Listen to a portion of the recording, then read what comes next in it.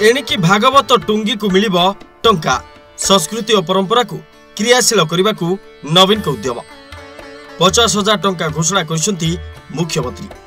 नवीन को शासन रे केवल विकास नुहे बरम आम संस्कृति और परंपरा को मध्य दिया जायछि गुरुत्व। एभली क्षेत्र रे एक बड़ पदक्षेप नेछंती राज्य सरकार। विशेषकर संस्कृति और परंपरा को क्रियाशील करने को राज्य सरकार आरंभ करछंती उद्यम। भागवत टुंगी को 50,000 टंका प्रदान कराजियो बोली घोषणा करछंती मुख्यमंत्री नवीन पट्टनायक। राज्य रे थिबा समस्त भागवत टुंगी को ए सहायता राशि प्रदान कराजिबो। एने मुख्यमंत्री नवीन पट्टनायक घोषणा करछंती।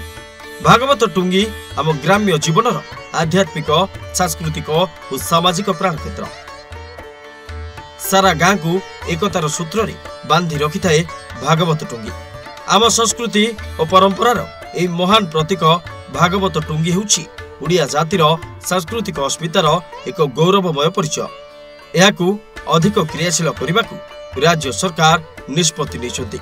एही क्रम रे राज्य रे थिबा 7,200 भागवत टुंगी पाई 50,000 लेखाए टंका मंजूर करछंती मुख्यमंत्री। ओडिया भाषा साहित्य और संस्कृति विभाग जरिया भागवत टुंगी गुड़िकर विकास कार्य करा जिवो। Report rising Odisha.